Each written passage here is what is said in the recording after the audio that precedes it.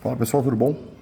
Dando andamento no que a gente vinha tratando nos últimos dias, a gente falou dos conceitos de perda de peso e emagrecimento, falamos do conceito de hipertrofia, falamos de como funciona o processo de emagrecimento e vamos falar como é que funciona o processo de hipertrofia, para a gente conseguir entender o que funciona na prática e o que não funciona. Tá? Quando a gente pensa em hipertrofia, a gente está falando do aumento de massa muscular, do aumento de volume da massa muscular, da massa do músculo esquelético, propriamente dito. Tá? A gente tem outros tipos de músculo no corpo, mas o que a gente está tratando é de músculo esquelético. A gente precisa entender o seguinte: o teu corpo ele é projetado para ter uma quantidade de músculo necessária para a tua vida. Tá? Então ele projeta dentro da tua rotina diária o que você precisa de músculo para viver, e não muito mais do que isso, porque o músculo é caro, a gente já falou disso antes. Para que ele possa aumentar esse volume de massa muscular, ele precisa ter a necessidade de um aumento de massa muscular. E aí não adianta só eu querer ser mais musculoso, eu preciso levar o meu corpo a entender que ele precisa ser mais musculoso. E eu faço isso colocando o físico sob estresse. Antigamente a gente imaginava que, tem até uma frase famosa, no pain, no gain, que para ter desenvolvimento muscular precisava ter dor. Hoje a gente sabe que não é bem verdade. Tá? A dor muscular tardia, ela é um indicador de processos inflamatórios decorrentes do estresse que você pôs no corpo, mas dependendo do grau que ela se encontra, ela pode inclusive não ajudar. Pensa o seguinte: se o meu corpo é capaz de realizar uma tarefa numa intensidade 5 e eu der para ele uma tarefa de intensidade 6, ele vai sofrer um estresse para aquela tarefa. E aí ele vai entender o quê? Que ele precisa ser mais apto para aquele tipo de tarefa, para não sofrer na realização dela. Então, eu não vou entrar no mecanismo fisiológico disso, não, tá? Se vocês tiverem dúvida, fala, eu explico depois. Mas o que ele vai fazer é se preparar não para uma tarefa de nível 6, porque senão ele vai estar muito no limite. Ele se prepara para uma tarefa de nível 6,5, talvez 7. Tá?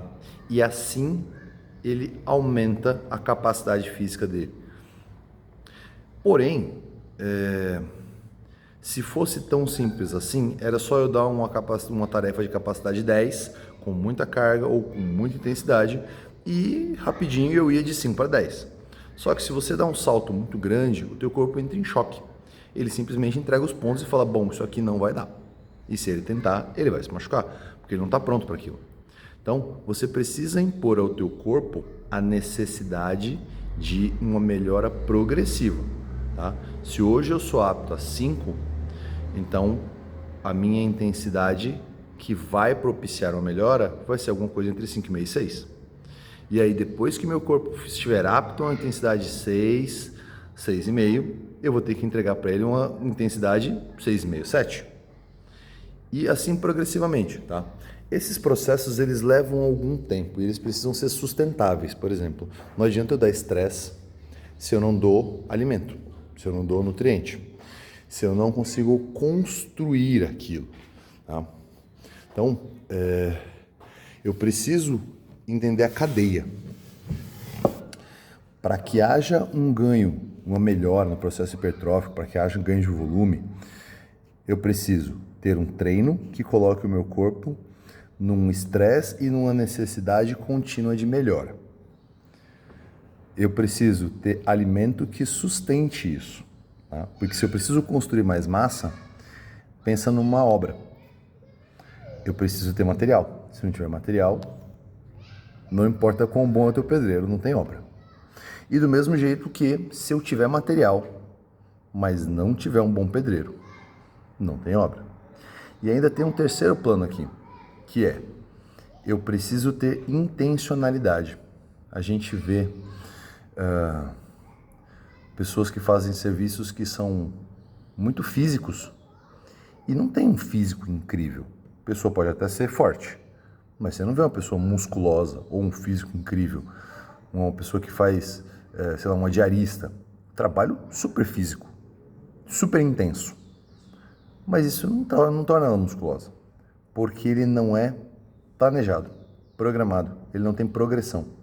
Então, não adianta esforço aleatório. O esforço tem que ser intencional. Imagina o seguinte, você vai fazer uma obra, então você tem um bom pedreiro, ótimo. Você tem, então assim, o bom pedreiro é o teu treino, tá? Ele é capaz de produzir o resultado que você espera. Você tem bom material é a nutrição.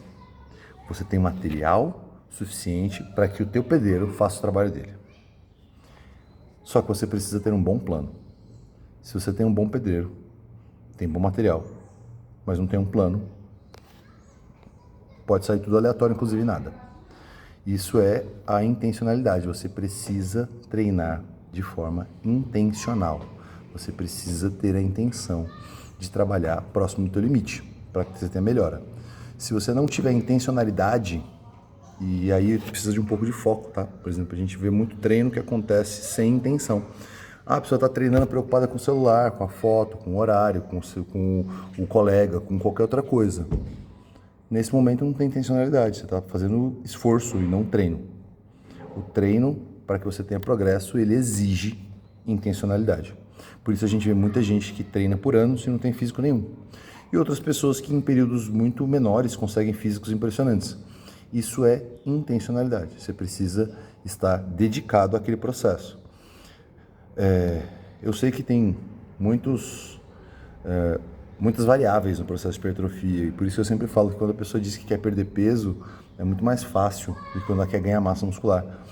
Porque a perda de peso, de alguma maneira, se você só quiser baixar o número na balança, não importa qual é a composição corporal, o peso baixa, é só parar de comer. Agora, se você pretende construir massa muscular, então você precisa de uma série de fatores que funcionem em teu favor, tá bom?